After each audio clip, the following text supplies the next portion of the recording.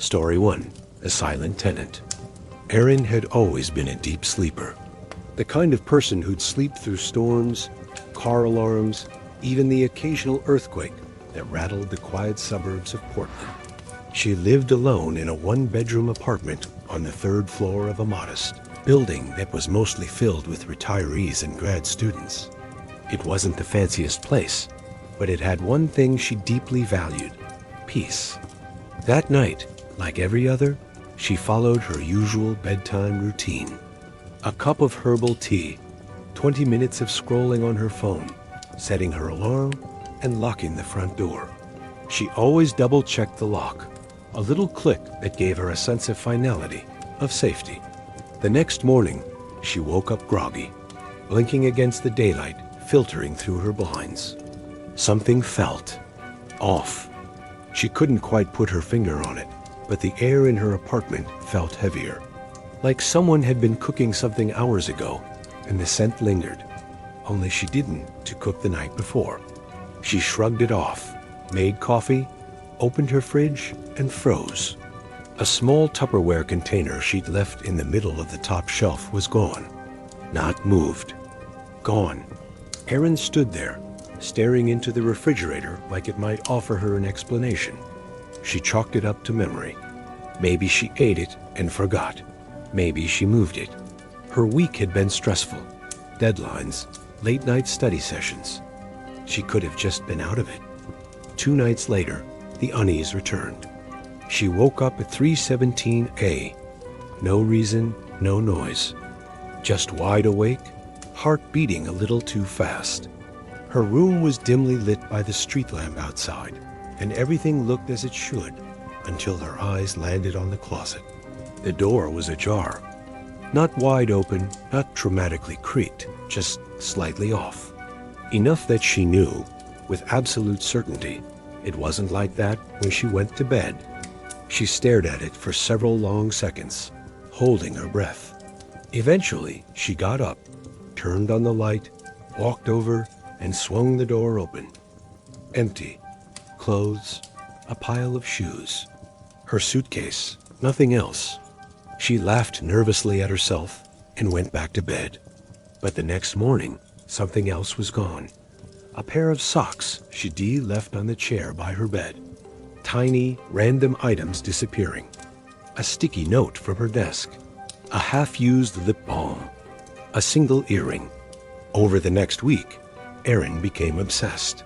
She started locking her bedroom door at night. She bought a cheap security camera and pointed it at the front door. She even put tape on her closet door to see if it moved during the night. Nothing. No alerts from the camera, no tape disturbed. And yet, things kept disappearing. One night, after finishing a late study session at the library, she came home to find her apartment light on. She always turned it off when she left. She stood in the hallway, keys in hand, frozen. Her heart pounded in her ears. She called her best friend, Sam, put her on speaker, and kept the line open as she unlocked the door. "If I scream, call the cops," she joked weakly. She stepped inside. Quiet, empty, nothing disturbed. But she swore she felt a gust of air behind her, like someone had just slipped past. That night, she barely slept. The next morning, she reviewed the security footage from the night before. The camera showed her leaving at 8:41 p.m., and nothing else. She fast-forwarded through the night. Still, nothing. She was about to shut it off when she noticed something odd. A split-second flicker at 1:32 a.m. She paused, rewound, and played it frame by frame. Her blood ran cold. Just one frame. One blink, a figure, standing at the very edge of the camera's view. In the hallway, inside her apartment. A man, tall, pale, wearing a dark hoodie. One frame later, he was gone. Erin screamed and backed away from the laptop. She called the police. They searched the place top to bottom. Nothing. No signs of forced entry, no fingerprints, nothing missing. Except her sense of safety. The cop, A woman in her 40s with tired eyes took her aside. "Ma'am, I'm not supposed to say this, but we've had reports like this before. This building, 3rd floor. Always 3rd floor." "What kind of reports?" Erin asked. "People think someone's living in the walls," the cop said quietly. "Maintenance refuses to admit it, but we found evidence. Food wrappers, blankets, sometimes even footprints in the attic dust. Someone's been here before. Someone probably still is." Erin moved out that day.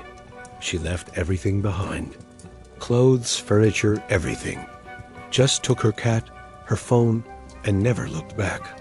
The apartment is still listed on rental sites, marked recently renovated. No mention of Erin. No mention of the man in the hallway. Story 2. The Locked Room. Nate had always prided himself on being rational.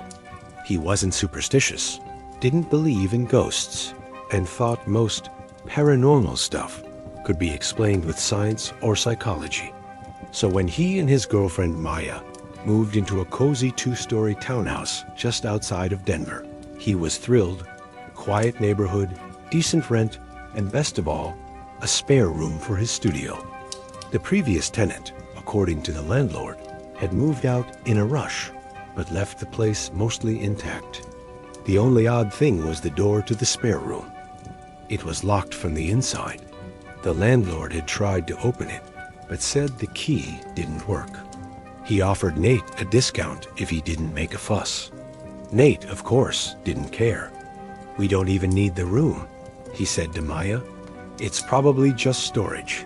The first month went smoothly. Work, grocery runs, Netflix nights. But Maya started complaining about hearing noises. Faint footsteps on the stairs at night, soft thuds like something falling. Nate always brushed it off. "Old house," he'd say. "Pipes. Wood expansion. You know." But then came the night the spare room door was ajar. Nate spotted it while brushing his teeth. Just a crack. Enough to see inside. Enough to know it was empty. He called Maya over. "Did you open this?" She shook her head. He slowly pushed the door open. The room was pitch black. Dusty floor, faded wallpaper, a single wooden chair in the corner. That's it. But what really got him was the smell, like damp earth. Like something had been sealed up for a long, long time. He turned to Maya. Must have just settled. Maybe the lock popped. She didn't look convinced. From that night on, things got strange. Nate would find muddy footprints in the hallway, always leading away from the spare room. Maya started waking up with scratches on her arms, shallow but fresh. Once, she swore, she saw someone standing at the foot of their bed in the middle of the night. Nate turned on the light. Nothing. He started setting up cameras. Hallway, kitchen, bedroom. The spare room, however, had no outlet, no camera. And every morning, without fail, the door would be shut tight again. Locked. One night, Nate stayed up late editing a video. Maya had gone to bed early. Around 2:30 a.m., he heard something. Not footsteps, breathing, slow, deep, just behind him. He spun around, no one, but the hairs on his arms stood up like static. He checked every room, all clear. When he returned to his office, he found something on his desk. A photo, one he'd never seen before, black and white. A family, a man, woman, and little boy, all dressed like it was the 1940s. On the back, "This house keeps what it's given." He confronted the landlord the next morning. The man looked tired, almost relieved. "You opened the room, didn't you?" he asked quietly. Nate didn't answer. The landlord nodded. "They always do. I told the last tenant not to force it. He moved out after 2 weeks. Didn't even take his things." "Who were they?" Nate asked. "The family in the photo?" The landlord sighed. "They used to live here. The boy died in that room. Locked himself in after his parents died in an accident. Neighbors say they heard him calling for help for days, but by the time someone broke down the door, he trailed off. No one's used that room since, until you. Nate and Maya moved out a week later, but before they left, Nate tried something. He placed a baby monitor in the spare room, powered by batteries. No wires. He turned it on one last time from their new apartment. All he heard was static, until a child's voice whispered, "Don't lock me in again." Story 3. The Whispering Field. There's a reason people avoid open fields at night, especially the kind that stretch for miles with nothing but tall grass and wind. For Ellie and Marcus, it was supposed to be a peaceful weekend, a digital detox. They had rented a small off-grid cabin in rural Nebraska, surrounded by wheat fields and dirt roads. No Wi-Fi, no cell service. Just the two of them, a stack of books, and a couple days of total disconnection. The cabin was older than they expected. Creaky floors, rusty pipes, but charming in a weird way. Their first night was quiet, too quiet. The kind of quiet that makes you hyper-aware of your heartbeat. The only sound was the wind moving through the wheat outside, a soft rustle that never quite stopped. That night, as they lay in bed, Marcus turned to Ellie and asked, "Do you hear that? The wind?" "No." Underneath it, like whispering. Ellie listened. At first, she heard nothing. Then faintly, just barely, a murmuring. Soft, almost rhythmic. Words she couldn't quite make out. "Probably coyotes," she whispered. "Or your imagination." The next day, they explored. The fields looked endless, golden, and swaying under the sun. They walked for miles, laughing, forgetting the tension from the night before. That is, until they found the circle. A perfect unnatural patch where the wheat didn't grow. Maybe 10 feet wide.